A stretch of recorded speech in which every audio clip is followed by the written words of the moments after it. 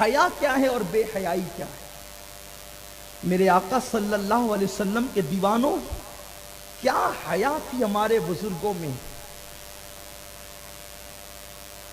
کہ وہ محفلوں میں لمبے پیر کرنا بھی بے حیائی سمجھتے تھے، اور آج کل تو لوگ مسجدوں میں بھی لمبے پیر پھیلا دیتے ہیں۔ بلکہ لمبے پیر کیا، اب تو لوگوں نے مسجدوں کو گھر ہی بنا لیا،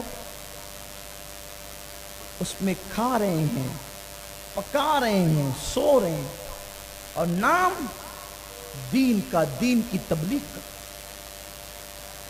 مسجد کھانے پکانے کے لیے نہیں، مسجد پیر لمبے کر کے سونے کے لیے نہیں، اعتکاف کی حالت میں بطور مجبوری معتکف کو سونے کی اجازت ہے، لیکن وہ بھی کیسے؟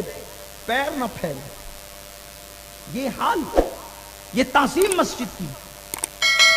حضرت سلطان ابراہیم ابن ادہم ایک مرتبہ مسجد میں بیٹھے بیٹھے پیر لمبے کر دیے، آواز آئی ابراہیم۔ بادشاہوں کے درباروں کا یہی ادب ہے۔ حیا آئی، پیر سمیٹے، پوری زندگی پیر نہیں پھیلا۔ آپ کے پیر اس وقت تو پھیلے جب آپ کو جنازے میں کفن پہنایا گیا تو آپ کے پیر لمبے کر دیے۔ غور فرمائیں، یہ حیا تھی۔ آج دین ہم سمجھ نہیں پا رہے، اصل دین ہم سمجھ نہیں پا رہے ہیں۔ صحابہ کرام اللہ سے اس بات پر بھی حیا کرتے تھے کہ وہ مسجد کے اندر کسی مسلمان سے اتنا پوچھ لے کہ تیرا کاروبار کیسا ہے۔ اتنا بھی نہیں پوچھنا پسند کرتے تھے کہ تیرا کاروبار کیسا ہے۔ وہ سوچتے تھے کہ یہ بھی دنیا کی بات ہے، اگر ہم یہ بات مسجد میں کریں گے تو یہ بھی بے حیائی ہوگی۔ لیکن کیا کریں، دین کھیل بن گیا، دین کو لوگوں نے تماشا بنا دیا۔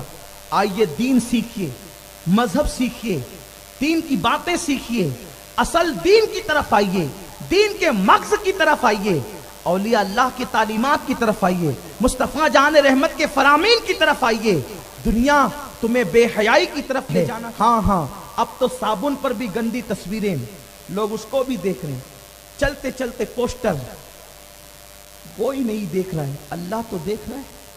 ارے سب سے حیا کرنے والوں، اپنے اللہ سے بھی تو حیا کرو، کوئی دیکھے نہ دیکھے۔ لوگ بہت باحیا ہوتے ہیں تو جو اپنے جیسا انسان اگر دیکھ رہا ہے تم اس کے ادب میں، اس کی حیا میں گناہ نہیں کرتے، لیکن ہر وقت اللہ ہمیں دیکھ رہا ہے، پھر ہم گناہ کیوں کرتے؟ سب سے حیا، خدا سے بے حیائی۔ کانوں میں ہیڈ فون لگا کر غزل سن رہے ہیں، عورتوں کی آواز میں، عورت کی آواز بھی عورت ہے۔ آج کل ہمارے شہر میں لوگ مشاعرہ کرتے ہیں، تو مشاعرے کو کامیاب کرنے کے لیے شاعرات کا لانا ضروری، ایسا لوگ سمجھتے ہیں۔ شاعرات آئے گی، مشاعرے کامیاب ہوں گے، اور پھر وہ شاعرات آتی ہے میک اپ کر کے، اور اسٹیج پہ پھر تالیاں بجتی ہے، سیٹیاں بجتی ہے، اور لوگ کہتے ہیں مشاعرہ کامیاب ہو گیا۔ مشاعرہ کہاں کامیاب ہوا، وہ تو جہنم کا ایندھن بن گیا۔ مشاعرے میں عورتوں سے غزلیں سننے والوں، دیکھو صحابہ کی حیا کا عالم کیا تھا۔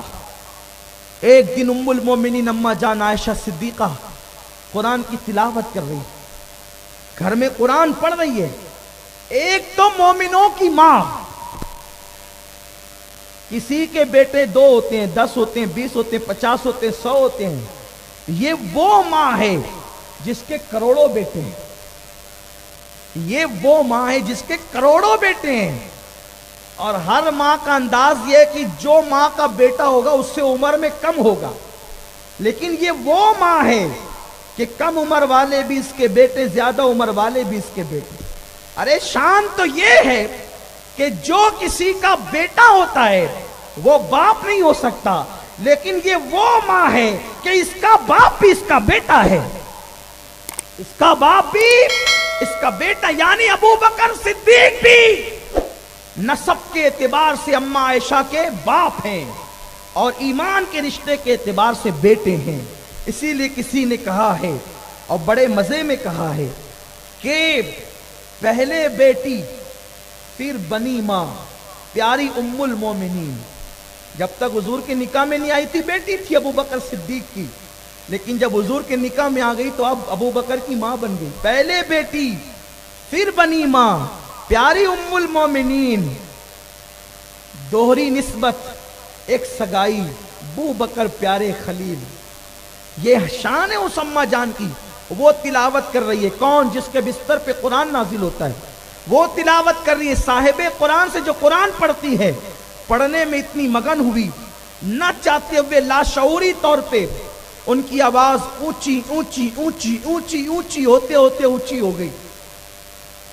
اتنی اونچی ہو گئی اماں جان عائشہ کی آواز کہ گھر سے نکل کر باہر رستے پر سنائی دینے لگی. ایک صحابی وہاں سے گزرے تو دل صاف تھے ان لوگوں کے. حضور کی صحبت نے دل صاف کر دیے تھے.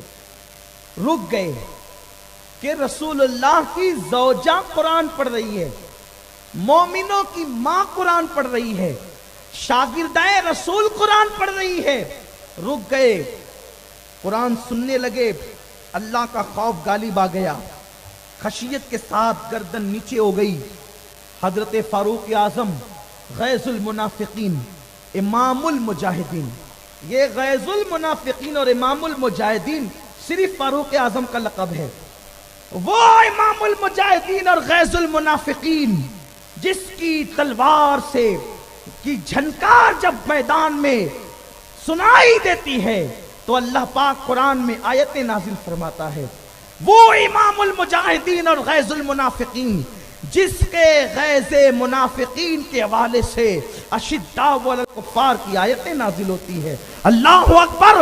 وہ امام المجاہدین اور غیظ المنافقین جب آئے، جسے دیکھ کر شیطان بھی رستہ بدل دیتا ہے، جسے دیکھ کر جس گلی میں عمر ہوتے ہیں اس گلی میں شیطان نہیں آتا. انہوں نے دیکھا ایک بندہ گردن جھکا کر کچھ سن رہا ہے. آپ کے کان میں بھی آواز آئی. آپ نے کہا کیوں کھڑا یہاں؟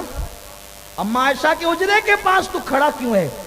اس نے کہا عمر دیکھو اماں عائشہ کتنا اچھا قرآن پڑھے. کہا اچھا تو عورتوں سے قرآن سنتا ہے؟ اور یوں ایک مکہ بنایا اور اس کے سینے میں مارا. چل یہاں سے، عورتوں سے قرآن سنتا ہے؟ مرد ختم ہو گئے قرآن پڑھنے والے، نکل یہاں سے. قرآن سننے والے صحابی، قرآن پڑھنے والی اماں جان فاروق اعظم نے مار دیا. انہوں نے سینہ سنبھالا، پہنچے حضور کی بارگاہ میں. حضور عمر نے مار دیا. آقا نے فرمایا کیوں مارا؟ اتنے میں فاروق اعظم آ گئے. حضور اس کو کہیے یہ عورتوں سے قرآن سننے لگا ہے، اماں جان عائشہ سے. سرکار نے میں آئندہ نہ سننا. اور پھر آقا نے فرمایا عائشہ عورت کی آواز بھی عورت ہے، اس لیے قرآن پڑھنے میں آواز اتنی بلند نہ کرنا کہ تمہاری آواز گھر سے باہر نکلے. اور کہا کہ اے شخص عورت سے قرآن سننے کی اجازت نہیں دیتا. اگر قرآن پڑھنے والی مومنین کی ماں ہو جس کے بستر پہ قرآن نازل ہوتا ہو تو ان کے منہ سے قرآن سننا حضور نے منع فرمایا. تو جو ایسی گندی گلیز عورتیں جو بے پردہ اسٹیجوں پہ آتی ہو اور پتلے کپڑے پہن کر جسموں کی نمائش کرتی ہو، جن کی آنے پہ تالیاں بجتی ہو، لوگ ان کی یوٹیوب پر ان شاعرات کی غزلیں سن رہے ہیں، اپنے شہروں میں بلا کر انہیں غزلیں پڑھوا رہے ہیں. اللہ سے حیا کرو. جب کہیں عورت گانے والی موجود ہو اور وہاں پر سننے والے لوگ ہوں تو مسلسل دلوں پہ سیاہی اترتی ہے، نفاق اترتا ہے. لوگوں خدا سے حیا کرو. لوگ جو ہے یوٹیوب پر تنہائیوں میں عورتوں کی آوازوں میں غزلیں سن رہے ہیں، ہیڈ فون لگا کر گانے سن رہے ہیں. اللہ سے حیا کرو. جب قوم میں اس طریقے کی بے حیائی عام ہو جاتی ہے تو پھر اللہ کا عذاب نازل ہوتا ہے، خدا کا غضب نازل ہوتا ہے.